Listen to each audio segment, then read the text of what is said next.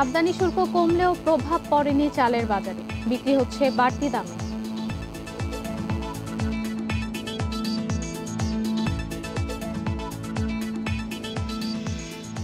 এগারো ব্যাংকের প্রভিশন ঘাটতি 15,000 কোটি টাকা, বেশিরভাগই রাষ্ট্রায়ত্ত ব্যাংকের।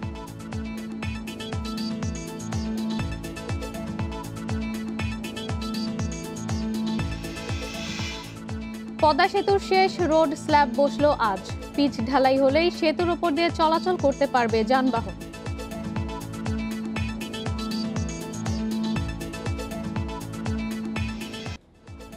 আমন্ত্রণ অর্থনীতি সারাদিনে আপনাদের সাথে আছে আমি ইশরাত সুমন। শুনছিলেন শিরোনাম, জানাবো বিস্তারিত সংবাদ।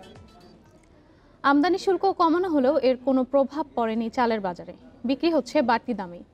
খাদ্য সচিব বলছেন আমদানি চাল বাজারে এলে দাম কমবে, তবে মিল মালিকদের কারসাজি বন্ধে জোর তদারকি চেয়েছেন কৃষি অর্থনীতিবিদেরা। করোনা মহামারীর মধ্যেও চালের উৎপাদন হয়েছে ভালো, সরকারি গুদামে বেড়েছে মজুদও। জাতিসংঘের খাদ্য ও কৃষি সংস্থার তথ্য বলছে আন্তর্জাতিক পর্যায়েও এর দাম কমের দিকে, তবে দেশে বাজারের চিত্র তার বিপরীত। মোটা চালের দাম এখন 48 থেকে 50 টাকা কেজি। ভালো মানের 1 কেজি নাজিরশাহিলের জন্য গুনতে হচ্ছে 65 থেকে 70 টাকা। মানভেদে মিনিকেটের দাম 60 থেকে 65। এই অবস্থায় দিশেহারা স্বল্প আয়ের মানুষেরা না খেয়ে মরতেছে। এই যে 10 কেজি নেই, কোনোভাবে রুটি মুটি খায়া দিনটা পারি করতেছে। আল্লাহ আল্লাহ করতেছে, আল্লাহ এদেরকে হেদায়েত করো, আর বলার কিছু না। বাড়তি দামের কথা মেনে নিয়ে খাদ্য সচিবও বলছেন অতীত অভিজ্ঞতা থেকেই এবার সঠিক সময়ে আমদানির সিদ্ধান্ত হয়েছে। তবে দাম নাগালে রাখতে সরকারের পাশাপাশি ব্যবসায়ীদেরও আন্তরিক হতে হবে। এটা নির্ভর করে আমাদের ব্যবসায়ীদের উপর, যাদেরকে আমরা বরাদ্দ দিই। তারা যদি আনতে আগ্রহী থাকে তাহলে বাজারের দাম বাড়ছে, যদি তারা মনে করে যে এটা আমরা আনবো না, আমাদের কাছে যেটা স্টক আছে এটা আমরা ব্যবহার করব, বেশি বেশি দাম দিয়ে মানুষ কিনবে, সেটা আলাদা। এখন সেটা তো আমাদের কন্ট্রোলে না। তো আমরা এই কারণে একটু বেশি করেই বরাদ্দ দিচ্ছি, যে অন্তপক্ষে একটা পরিমাণ তো আসবে। এবছরের শুরুতে আমদানির সুযোগ নিয়েও অনেকে তার সঠিক ব্যবহার করেনি। 15 লাখ টনের মধ্যে দেশে আসে 7 লাখের কিছু বেশি। তাই এবার জোর তদারকি চাইছেন কৃষি অর্থনীতিবিদরা। মিল মালিক এবং কৃষক তাদের নিকট থেকে যেন আমরা যথেষ্ট পরিমাণ চাল বাজারে পাই, সেটি উদ্যোগ নেওয়া দরকার। কোনোভাবেই যেন কেউ পরিকল্পনা করে বাজার নিয়ন্ত্রণ না করতে পারে, তার জন্য সরকারের যে সমন্বয় রাখা দরকার, সেই সমন্বয়টি অব্যাহত রাখতে হবে। খাদ্য মন্ত্রণালয়ের হিসাবে সরকারি গুদামে এখন চালের মজুদ 13,89,000 টন। আমদানি শুল্ক 62.5% থেকে কমিয়ে 25% করে প্রাথমিকভাবে 10 লাখ টন চাল আমদানির সিদ্ধান্ত হয়েছে। আর এ সুবিধা বহাল থাকছে 30 অক্টোবর পর্যন্ত। Shahid Ahmed, independent news, Dhaka. চলতি বছর জুন শেষে দেশের 11টি বাণিজ্যিক ব্যাংকের প্রভিশন সংরক্ষণ বা নিরাপত্তা সঞ্চিতির ঘাটতি প্রায় 15,000 কোটি টাকা। কেন্দ্রীয় ব্যাংকের সবশেষ তথ্য বলছে ঘাটতির সিংহভাগই জনতা, বেসিক, অগ্রণী ও রূপালী ব্যাংকের। বছরের দ্বিতীয় প্রান্তিকে প্রয়োজনীয় প্রভিশন রাখতে ব্যর্থ হয়েছে রাষ্ট্রায়ত্ত এসব ব্যাংক। বেসরকারি খাতের Bangladesh commerce bank, Dhaka mutual trust, national, social ইসলামী ও স্ট্যান্ডার্ড ব্যাংক, এছাড়া বিশেষায়িত বাংলাদেশ কৃষি ব্যাংক। তবে কোনো কোনো ব্যাংক প্রয়োজনের চেয়ে অতিরিক্ত অর্থ নিরাপত্তা সঞ্চিতি হিসেবে রেখে দেওয়ায় সার্বিকভাবে ব্যাংক খাতে ঘাটতির পরিমাণ কিছুটা কমেছে। সংশ্লিষ্টরা বলছেন, করোনার কারণে চলতি বছরেও ঋণ পরিশোধে শিথিলতা রয়েছে। ফলে খেলাপি ঋণ বাড়লেও ঝুঁকিপূর্ণ এসব ঋণের বিপরীতে প্রয়োজনীয় নিরাপত্তা সঞ্চিতি সংরক্ষণে ব্যর্থ এসব ব্যাংক।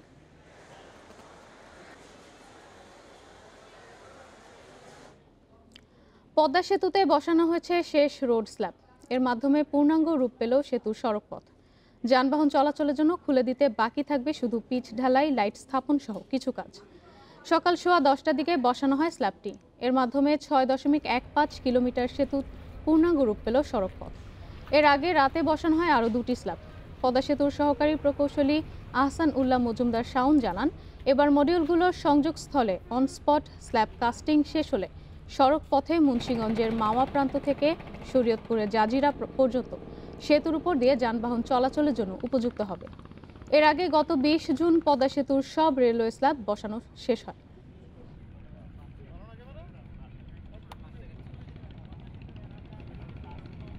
মূল সেতুর মধ্যে আমাদের এর পরবর্তী কাজই হচ্ছে আমাদের প্যারাপেট ওয়াল বা যেটা আমরা বলি রেলিং বলি বা মিডিয়ান, এগুলো আমাদের কাজ বাদ আছে। এটা করার পরে হবে আমাদের রোডওয়ে পেভমেন্টের কাজ। আমরা আশা করছি বাকি কাজটা স্মুথলি সুচারুভাবে সম্পন্ন করতে পারবো ইনশাল্লাহ। এ নিয়ে আরও জানাতে পদ্মা সেতু থেকে যোগ দিচ্ছেন সহকর্মী শুভ ঘোষ। শুভ, পদ্মা সেতু সেখানে সার্বিক কার্যক্রম কেমন দেখছেন? সেতু দিয়ে যান চলাচল শুরু হলে এলাকার আর্থ সামাজিক অবস্থার কি কেমন পরিবর্তন হবে বা কি প্রভাব পড়বে? সেতু কর্তৃপক্ষ এ বিষয়ে কি বলছেন?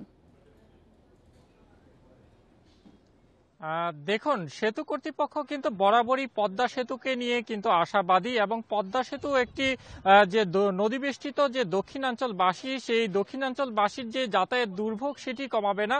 এই পদ্মা সেতু কিন্তু আর্থিকভাবে আপনার পদ্মা সেতুর উভয় প্রান্তে থাকা যে সকল ব্যবসায়ীরা রয়েছেন তাদের পাশাপাশি কিন্তু নানা কর্মসংস্থানও সেখানে তৈরি হচ্ছে। আমরা পদ্মা সেতু যেমন একের পর এক আমরা দেখেছি যে সাফল্যের সাথে এর অগ্রগতি বেড়ে চলেছে, তেমনি কিন্তু আমরা দেখেছি যে এই পদ্মা সেতুকে কেন্দ্র করে কিন্তু যে মুন্সিগঞ্জের মাওয়া প্রান্তে আমরা দেখেছি যে বিভিন্ন আপনার ইন্ডাস্ট্রি পাশাপাশি কিন্তু হোটেল সহ বিভিন্ন বিনোদন কেন্দ্র তৈরি হচ্ছে। এতে কিন্তু এলাকার স্থানীয়দের একদিক থেকে যেমন কর্মসংস্থান তৈরি হচ্ছে, অন্য দিক থেকে কিন্তু এলাকার যে যুব সমাজ রয়েছে তাদের বেকারত্বও কিন্তু কমে যাচ্ছে। পাশাপাশি পদ্মা সেতু যে শুধু যেমনটি বলছিলাম যে আসলে মানুষের দুর্ভোগই কমাবে না, এটি আসলে মানুষের ভাগ্যেরও পরিবর্তন করবে। সেতু কর্তৃপক্ষ কিন্তু এই বিষয়গুলো নিয়ে আমাদেরকে বরাবরই আশার বাণী শুনিয়েছেন। আমরাও কিন্তু সময় যত বাড়ছে এবং আগামী বছর জুনের দিকে আসলে পদ্মা সেতু যান চলাচলের জন্য খুলে দেওয়ার যে বিষয়টি আসলে সেতু কর্তৃপক্ষ বলছে, আসলে তার আগেই কিন্তু আমরা দেখেছি যে পদ্মা সেতু কিন্তু এই উভয় প্রান্তে মানুষের কিন্তু যে জীবন জীবিকা সবকিছুতেই কিন্তু পরিবর্তন আনছে। আমরা কিন্তু আজকে এই এলাকার স্থানীয়দের সাথেও কথা বলছিলাম। এই একের পর এক আসলে 42টি পিলারে 41টি স্প্যান বসে যখন পুরো সেতুটি দৃশ্যমান হয়, এরপরে রেলওয়ে স্ল্যাব বসার শেষ হওয়ার 2 মাস পরে যখন রোডওয়ে স্ল্যাবগুলো একের পর এক বসতে থাকে, এরপরে যখন আজকে সবশেষ রোডওয়ে স্ল্যাবটি বসে, এর মধ্য দিয়ে কিন্তু আসলে সড়ক পথে কিন্তু পদ্মা জয়ের একটি নতুন মাইল ফলক সৃষ্টি করলো পদ্মা সেতু। এর মধ্য দিয়ে কিন্তু আসলে যে পদ্মা সেতুর যে বাস্তবায়ন সেটিতে কিন্তু আসলে আর কোনো চ্যালেঞ্জ রইল না এবং যত আসলে সময় যাবে পিচ ঢালাই এবং আনুষাঙ্গিক যে কাজগুলো রয়েছে সেই প্রক্রিয়াগুলো সম্পূর্ণ হলেই পদ্মা সেতু কিন্তু যান চলাচলের জন্য খুলে দেয়া হবে এবং এই দুই পারের মানুষই আসলে আশাবাদী।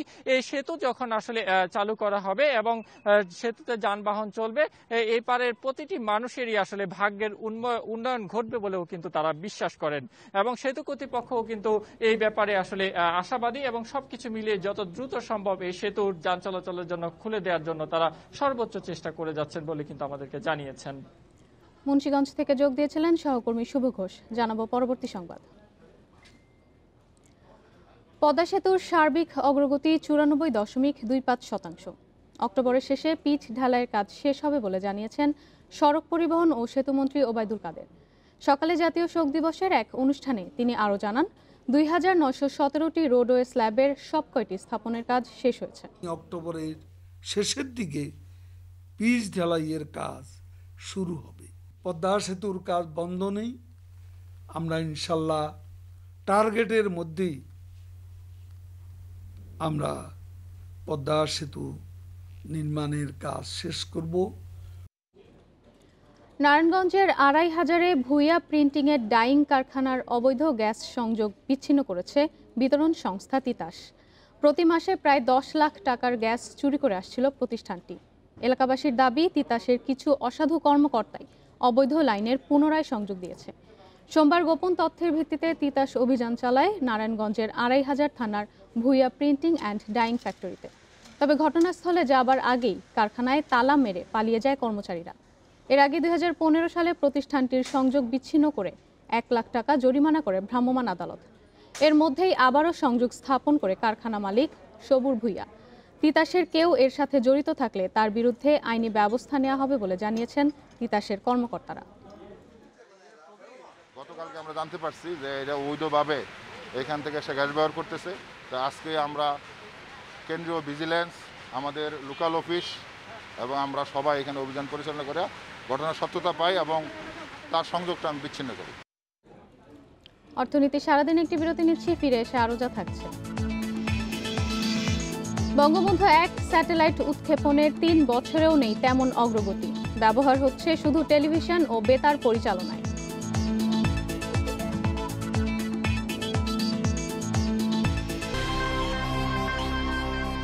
বিরতির পর আবারও আমন্ত্রণ। উৎক্ষেপণের 3 বছরেও টেলিভিশন ও বেতার পরিচালনা ছাড়া যোগাযোগে তেমন কোনো কাজে লাগানো সম্ভব হয়নি বঙ্গবন্ধু 1 স্যাটেলাইটকে।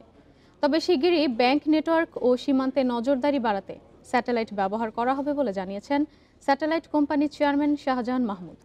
পুরোদমে এটি ব্যবহার করতে আরও সময় লাগবে বলেও জানান তিনি। 2018 সালের 11 মে যুক্তরাষ্ট্রের কেনেডি স্পেস সেন্টার থেকে দেশের প্রথম স্যাটেলাইট বঙ্গবন্ধু 1 উৎক্ষেপণ করা হয়। তবে 2019 সালের অক্টোবরে দেশের সব টেলিভিশন চ্যানেল সংযুক্ত করে এর আনুষ্ঠানিক ব্যবহার শুরু। উৎক্ষেপণের 15 বছর পর্যন্ত বঙ্গবন্ধু 1 স্যাটেলাইট ব্যবহারের সুযোগ থাকলেও শুধু রেডিও টেলিভিশন ছাড়া যোগাযোগের ক্ষেত্রে তা ব্যবহার করা সম্ভব হয়নি। তবে শিগগিরই 2টি ব্যাংকের শতাধিক এটিএম বুথ স্যাটেলাইটের আওতায় আসছে বলে জানায় Bangladesh satellite company limited. Cyber security সমস্যা এবং ফাইবার অপটিক্যাল কেবলের কাটাকাটি সমস্যা, এইটা থেকে রক্ষা পাওয়ার জন্য অনেক ব্যাংক আমাদের কাছে অ্যাপ্রোচ করেছে যে তারা আমাদের স্যাটেলাইটের মাধ্যমে সার্ভিস নিতে চায়। তো ওই দিকে আমরা আগাচ্ছি এখন। এছাড়াও দেশের সীমান্ত এলাকায় নজরদারি বাড়াতে বঙ্গবন্ধু 1 স্যাটেলাইট ব্যবহার করবে বিজিবি। সেই সঙ্গে ভাষাঞ্চরে বেশ কিছু সিসিটিভি ক্যামেরা সংযুক্ত করে প্রাথমিকভাবে নজরদারি কাজ করা হচ্ছে বলেও জানান তিনি। ওই সমস্ত এলাকাতে কোনো ফাইবার অপটিক্যাল কেবলও যায় না, কোনো কারেন্টও যায় না, কোনো কিছু যায় না, কোনো রিমোট এরিয়া। তো সেইখানে আমরা আশা করছি যে আমাদের স্যাটেলাইটের মাধ্যমে ওইখানে সার্ভিলেন্স স্টেশন বসিয়ে 24 ঘন্টা, রাত দিন 24 ঘন্টা আমরা করতে পারবো। করোনার কারণে কিছুটা হলেও ধীরগতি এসেছে বঙ্গবন্ধু 1 স্যাটেলাইট ব্যবহারের বিস্তারে। তবে দেশের প্রত্যন্ত অঞ্চলগুলোতে টেলিমেডিসিন সেবা ছড়িয়ে দিতে কাজ চলছে বলেও জানায় BSCL. Sohel Rana, independent news, Dhaka. নির্ধারিত সময়ে শেষ হচ্ছে না দোহাজারী কক্সবাজার রেললাইন প্রকল্পের কাজ। ভূমি অধিগ্রহণে বাড়তি সময় লাগায় আর করোনার কারণে সময়মতো নির্মাণ উপকরণ আনতে না পারায় প্রকল্পের মেয়াদ 2 বছর বাড়াতে মন্ত্রণালয়ে প্রস্তাব পাঠানো হয়েছে। তবে দ্বিতীয় দফায় মেয়াদ বাড়লেও খরচ বাড়বে না বলে দাবি প্রকল্প কর্মকর্তাদের। 2018 সালে শুরু হয় চট্টগ্রামের দোহাজারী থেকে কক্সবাজার পর্যন্ত রেললাইন প্রকল্পের কাজ। প্রকল্পের জমি অধিগ্রহণের পর মাটি ভরাট আর সেতু নির্মাণের কাজ এখন শেষ পর্যায়ে। কক্সবাজার পর্যন্ত 8টি স্টেশন নির্মাণ শুরুর পাশাপাশি এখন চলছে রেললাইন বসানোর কাজ। সরকারের অগ্রাধিকারে থাকা এই প্রকল্পের কাজ এরই মধ্যে শেষ হয়েছে 61%। আগামী বছরের জুনের মধ্যে বাকি কাজ শেষ হওয়ার কথা থাকলেও শেষ মুহূর্তে এসে নির্ধারিত সময়ে কাজ শেষ হওয়া নিয়ে দেখা দিয়েছে সংশয়। প্রকল্পের পরিচালক জানিয়েছেন, করোনার কারণে প্রায় 1 বছর ধরে ধীরগতিতে চলছে কাজ। এছাড়া বিভিন্ন দেশ থেকে নির্মাণ উপকরণ এবং বিদেশি শ্রমিকও যথাসময়ে আনা সম্ভব হচ্ছে না। এজন্য প্রকল্পের মেয়াদ আরও 2 বছর বাড়াতে মন্ত্রণালয়ে প্রস্তাব পাঠানো হয়েছে। এখন যে সময়সীমা আমরা ধরে নিচ্ছি যে 23 জুনের মধ্যে আমাদের সব কাজ শেষ হয়ে যাবে। আর আরেকটা বছর আমরা হাতে রেখেছি যে ডিফেক্ট লায়াবিলিটি পিরিয়ড, কোনো ডিফেক্ট থাকলে সেগুলো যেন আমরা মেক গুড করতে পারি। 2022 সালের জুনে শেষ হওয়া প্রকল্পের মেয়াদ 2 বছর বাড়ানোর প্রস্তাব করা হলেও পরবর্তী 1 বছরের মধ্যে কাজ শেষ করতে আশাবাদী রেলওয়ে। আর সময় বাড়ানো হলে ব্যয় বাড়বে না বলেও দাবি প্রকল্প পরিচালকের। আমার টেন্ডারগুলো খুব কম্পিটিশন হয়েছিল, তো টেন্ডারে ওরা লেসে করেছে ঠিকাদার, এই জন্য আমার এখানে আর বাড়বে না কাজের, মানে আমার ব্যয় বাড়বে না। 18,034 কোটি টাকা ব্যয়ে প্রকল্পটি বাস্তবায়ন হলে যাতায়াত সুবিধার পাশাপাশি গতি আসবে দক্ষিণ চট্টগ্রাম ও কক্সবাজারের অর্থনীতিতে। Iftekhar Faisal, Independent News, Chittagong. E commerce প্রতিষ্ঠান ই-অরেঞ্জ নিয়ে চরম অনিশ্চয়তায় গ্রাহকরা। অভিযোগ উঠেছে এক পুলিশ কর্মকর্তার যোগ সাজসেই প্রতারণার ছক। আর সেই পুলিশ কর্মকর্তার ই-অরেঞ্জে লেনদেনের তথ্য এসেছে ইন্ডিপেন্ডেন্ট টিভির কাছে। এরই মধ্যে 1100 কোটি টাকা আত্মসাতের অভিযোগে মালিক মেহজাবিন সহ 3 কর্মকর্তা কারাগারে। পুলিশ বলছে কাউকেই ছাড় দেওয়া হবে না। গ্রাহকের অভিযোগ, প্রতারণার নিপুণ ছক এঁকেই বাজারে এসেছিল ই-কমার্স প্রতিষ্ঠান ই-অরেঞ্জ। দায় এড়াতে মালিকানা পরিবর্তন করে পণ্য সরবরাহ বন্ধ রাখায় দিশেহারা গ্রাহকরা। কোটি টাকা 1 লক্ষ গ্রাহকের যে এখন পড়ে আছে অনিশ্চয়তার ভিতরে, আসলে সবার, আমি গ্রাহক এবং যত বাংলাদেশে যত গ্রাহক আছে সবার একটাই কথা যে ভাই আমার টাকা কি হবে। বনানী থানার তদন্ত ওসি শেখ সোহেল রানা এটার হলো মাস্টারমাইন্ড, কারণ সে জানে বাংলাদেশে কোন আইনের কোন ধারা কিভাবে কি করতে পারবে, ঠিক আছে, সেই জন্য সে তার বোনকে দিয়ে এই কোম্পানিটা পরিচালনা করছে। হাজার কোটি টাকা আত্মসাতের অভিযোগ প্রতিষ্ঠানটির বিরুদ্ধে। অভিযোগের তীর বনানী থানার ওসি তদন্ত সোহেল রানার দিকে, কেননা তিনি ই-অরেঞ্জের মালিক সোনিয়া মেহজাবিনের ভাই। তথ্য মিলেছে, মার্চ মাসে ই-অরেঞ্জের একটি অ্যাকাউন্ট থেকে 25 লাখ টাকা নিয়েছেন সোহেল রানা। 25 লাখ টাকা আমি আমার বোনকে তুলে দিয়েছিলাম, ও আমার চেকটা দিয়েছিল, আমি তুলে দিয়েছি। আমি তো পুলিশে চাকরি করি, আমি জানি যে এই ব্যবসার ভবিষ্যৎটা কি। আমি আমার বোনটা অনেকবারই নিষেধ করছি যে এই ব্যবসা, তখন সে কিন্তু আমার বলতে বিক্রি করে দিচ্ছে। আমি আর এত কিছু রাখতে চাইনি ভাই। পুলিশ বলছে ই-অরেঞ্জে জালিয়াতির সাথে জড়িত কাউকেই ছাড় দেয়া হবে না। টাকাটা গ্রাহকের কাছ থেকে গ্রহণ করার পরে মালিক প্রতিষ্ঠানের কাছে আসে কিনা, অথবা তাদের দালালদের মাধ্যমে টাকাটা আসছে কিনা, এটা তদন্তের মাধ্যমে প্রমাণিত হবে। প্রমাণিত হওয়ার পরে কোন কোন অ্যাকাউন্টে ঢুকছে সেটাও আমরা যাচাই বাছাই করে দেখব। এই প্রক্রিয়ার সাথে যারাই জড়িত থাকবে, যাদের বিরুদ্ধে অভিযোগ থাকবে, তাদের বিরুদ্ধে অবশ্যই আমরা আইনগত ব্যবস্থা গ্রহণ করব। গ্রাহকের করা 1100 কোটি টাকা আত্মসাৎ মামলায় কারাগারে আগের মালিক সোনিয়া ও তার স্বামী মাসুকুর রহমান এবং সিওও আমানুল্লাহ চৌধুরী, কিন্তু বর্তমান মালিকানা নিয়েও আছে ধোঁয়াশা। গ্রেপ্তারের আগে আমানুল্লাহ ইন্ডিপেন্ডেন্ট টেলিভিশনকে বলেন তিনি জানেন না ই-অরেঞ্জের বর্তমান মালিক কে। যদি ওই মালিকের ছেড়েই দিত সাকসেসফুলি, মানে যারা প্রিভিয়াস মালিক আছে, আর যারা যদি কেউ নতুন নিত, এটা কি চুরি করে নেওয়ার মতো কোনো জিনিস? আর বেশি কিছু জানি না, আপনারাও যতটুকু জানেন। আমি একজন কর্মচারী, আমার জানারও তো একটা লিমিটেশন আছে। ই-অরেঞ্জের টাকা আত্মসাৎকারীদের দ্রুত আইনের আওতায় আনার দাবি ভুক্তভোগীদের। Nahid Kamal, independent news, Dhaka. Bank ও বিমা খাতের উপর ভর করে সপ্তাহের দ্বিতীয় কার্যদিবসেও মূল্যসূচকের উত্থান হয়েছে ঢাকার শেয়ার বাজারে। এছাড়া বেড়েছে লেনদেনের পরিমাণও। তবে এ সময় দর হারিয়েছে 49 ভাগ কোম্পানির শেয়ার। অপর বাজার চট্টগ্রাম স্টক এক্সচেঞ্জে বেড়েছে সার্বিক সূচক ও লেনদেন। প্রতিনিয়ত উত্থান ও রেকর্ড অবস্থানের উপর ভর করে 7000 পয়েন্টের মাইল ফলকের দিকে ছুটছে ঢাকার শেয়ার বাজারের প্রধান সূচক। এরই ধারাবাহিকতায় সোমবার ডিএসসিএক্স সূচকটি বেড়েছে 20.18 পয়েন্ট, অবস্থান করছে 6862 পয়েন্টে। সূচকের পাশাপাশি সামান্য বেড়েছে লেনদেনের পরিমাণও। আজ লেনদেন হয়েছে 2774 কোটি 81 লাখ টাকা, যা আগের কার্যদিবস থেকে 68 কোটি 50 লাখ টাকা বেশি। লেনদেনে অংশ নেওয়া 376টি কোম্পানি ও মিউচুয়াল ফান্ডের মধ্যে দর বেড়েছে 166টির, কমেছে 183টির এবং অপরিবর্তিত আছে 27টি কোম্পানির শেয়ার দর। সবচেয়ে বেশি লেনদেন হওয়া প্রতিষ্ঠানের তালিকায় প্রথম অবস্থানে উঠে এসেছে বেক্সিমকো লিমিটেড, দ্বিতীয় পাওয়ার গ্রিড কোম্পানি এবং তৃতীয় অবস্থানে লাফার্জ হোলসিম। শতাংশের দিক থেকে দর বৃদ্ধি তালিকার শীর্ষ অবস্থানে উঠে এসেছে মিথুন নিটিং অ্যান্ড ডাইং, দ্বিতীয় পদ্মা ইসলামী লাইফ ইন্স্যুরেন্স এবং তৃতীয় অবস্থানে south Bangla agriculture and commerce bank. এদিকে চট্টগ্রাম স্টক এক্সচেঞ্জে সার্বিক সূচক বেড়েছে 75.34 পয়েন্ট, লেনদেন হয়েছে 101 কোটি 37 লাখ টাকা share. Ishrat Suma, independent news.